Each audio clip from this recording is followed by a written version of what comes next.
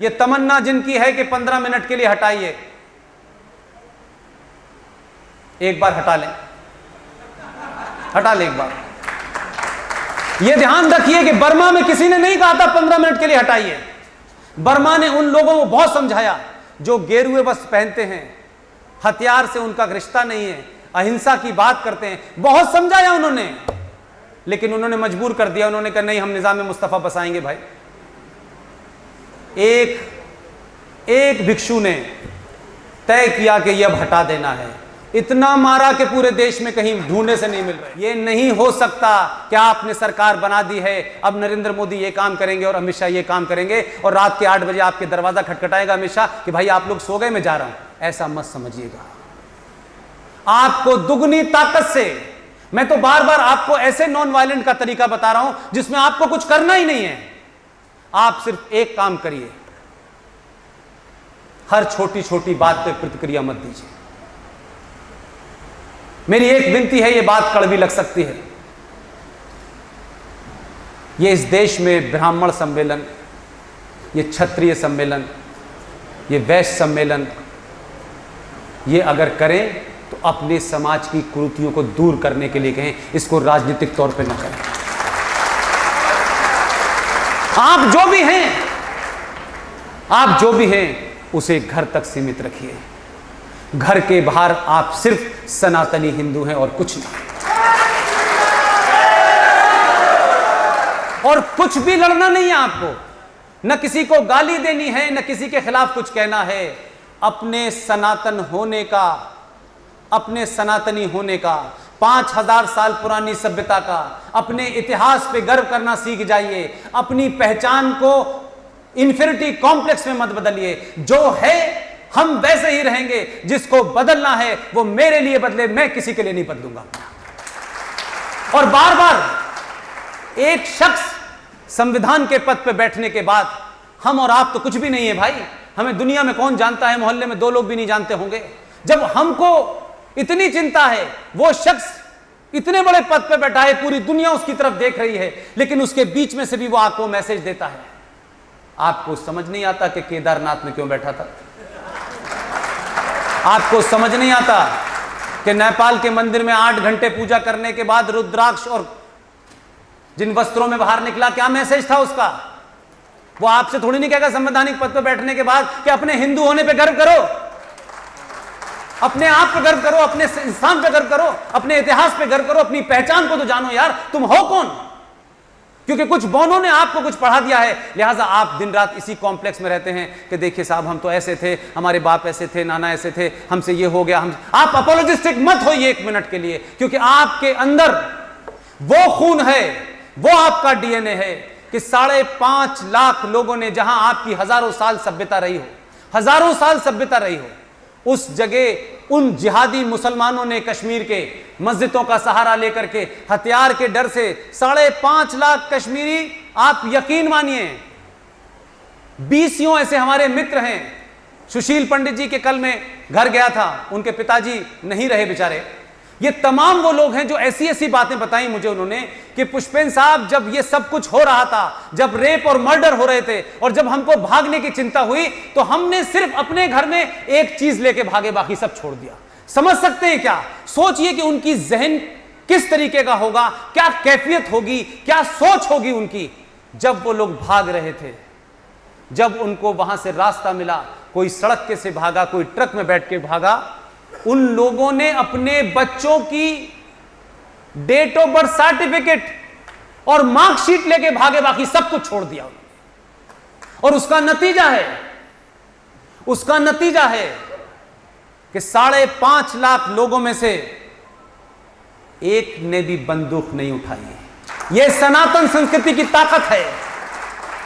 लोग कहते हैं ये कायर लोग थे।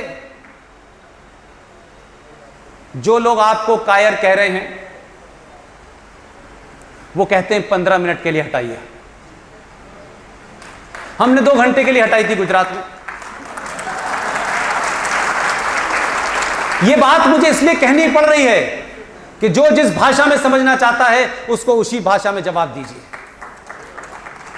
क्योंकि कभी कभी शब्दों के गोल मोल से लोगों को लगता है कि पता नहीं क्या बात कह रहा है। साफ साफ शब्दों में कहिए।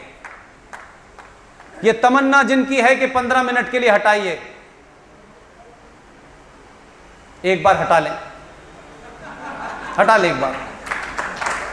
यह ध्यान रखिए कि बर्मा में किसी ने नहीं कहा था 15 मिनट के लिए हटाइए। बर्मा ने उन लोगों को बहुत समझाया जो गेरुए वस्त्र पहनते हैं, हथियार से उनका रिश्ता नहीं है, अहिंसा की बात करते हैं, बहुत समझाया उन्होंने, लेकिन उन्होंने मजबूर कर दिया। उन्होंने कहा नहीं, हम निजाम मुस्तफा बसाएंगे भाई। एक भिक्षु ने तय किया कि यह अब हटा देना है। इतना मारा कि पूरे देश में कहीं ढूंढने से नहीं मिल रहे। यह बात मुझे इसलिए कहनी पड़ रही है, मैं किसी के खिलाफ कोई बात नहीं कहना चाहता, मेरा किसी से आह्वान नहीं है कि आप अहिंसा फैलाना शुरू कर दें, लेकिन आप अपने राष्ट्रवाद का पारा जितना ऊंचा रखेंगे, ये राष्ट्रद्रोही अपने आप इनका मुंह बंद हो जाएगा। उसकी शुरुआत हुई है और सिर्फ अभी शुरुआत हुई है, अभी कुछ किया नहीं है, अभी तो 35 पे हटा है, अभी तो इसके बाद की गिनती शुरू होने वाली है। बहुत कुछ हटना है। आप अपना दबाव बनाए रखिए, आप अपनी ताकत को जानिए, आप झगड़ा करिए, सब कुछ करिए, लेकिन राष्ट्र का जब मामला आ जाए तो ना आप हिंदू हैं, ना आप दलित हैं, ना आप ब्राह्मण हैं, ना ठाकुर हैं, सिर्फ आप सनातनी हिंदू हैं। ये सोच के आप खड़े हो जाइए, ये देश आपको झुका नहीं सकता। पूरी दुनिया आपकी इस पुरुषार्थ को जानती है और इसी पुरुषार्थ के जानने की वजह से मैं अपनी बात को फिर दोहरा रहा हूं। आपके देश के मीडिया ने क्या लिखा क्या नहीं लिखा मुझे नहीं पता, मैं भी उस जमाने मीडिया का हिस्सा हुआ करता था, लेकिन किसी ने आपके अंदर के इस पुरुषार्थ को न जग जाए इसलिए वो बात ही नहीं लिखी जो दुनिया के अखबारों ने लिखी। और 2014 के रिजल्ट के बाद जब उन्होंने ये लिखा कि भाई भारत में 2014 में पहली बार भारतीय सरकार बनी है, तो भारत के लोगों को दर्द होने लगा। दुनिया जानती है आपकी ताकत को, क्योंकि वो जो यहां से लेके गए हैं उनके यहां तो मूर्ति लगी हुई है, उनको कोई शर्म नहीं है, उन्होंने तो मूर्ति लगा रखी है और पूरा सपासनामा लिखा है कि पहली दवा किसने दी, ये बैठे हुए हैं बाबा जी जिनकी इतनी लंबी दाढ़ी है, वहां मूर्तियां लगी हुई हैं। लेकिन आपके यहां शर्म की बात यह है कि जब तक अंग्रेजी में बात कहो तब तक ठीक है, लिहाजा आपकी तो आदत यह पड़ गई है कि अंग्रेजी में कोई गाली दे तब भी आप कहते हैं इज गुड यार, इज गुड वन यार, वाह।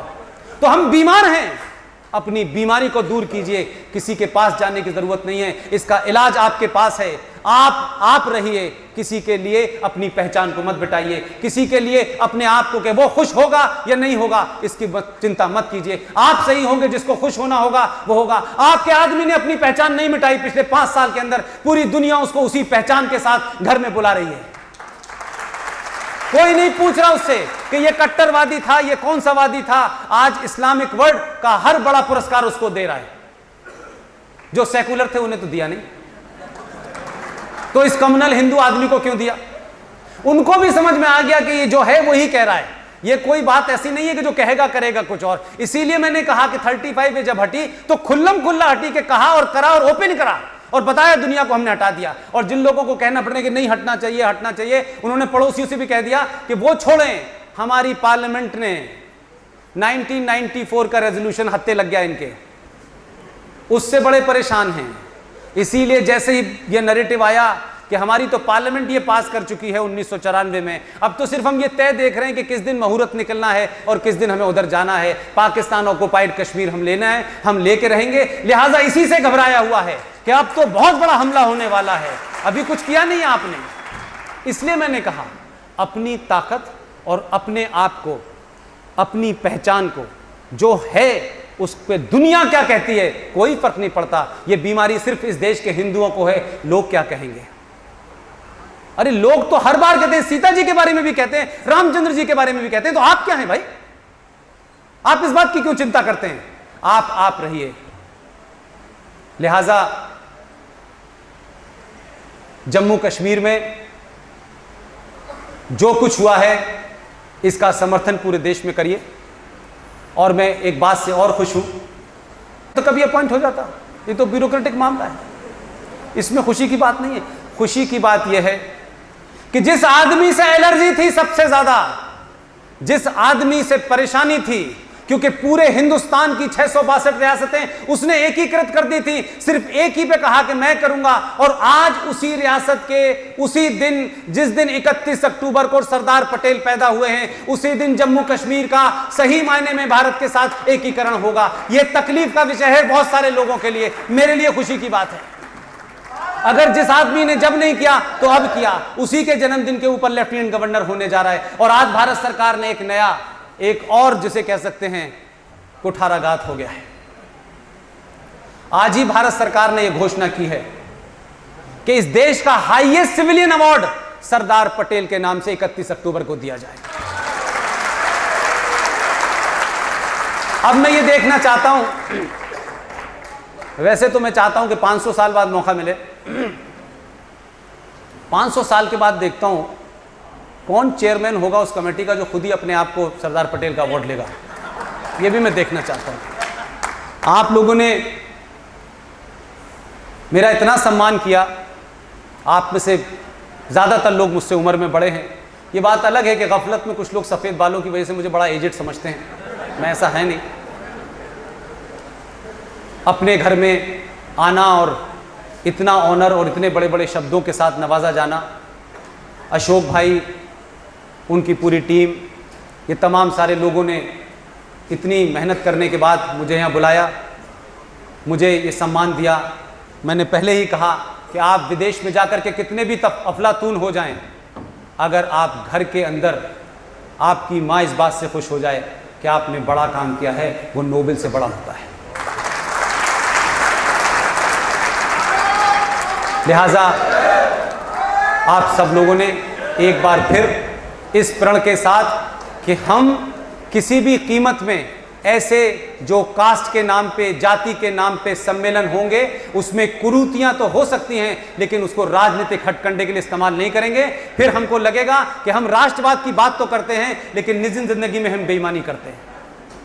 बहुत बहुत शुक्रिया, थैंक यू।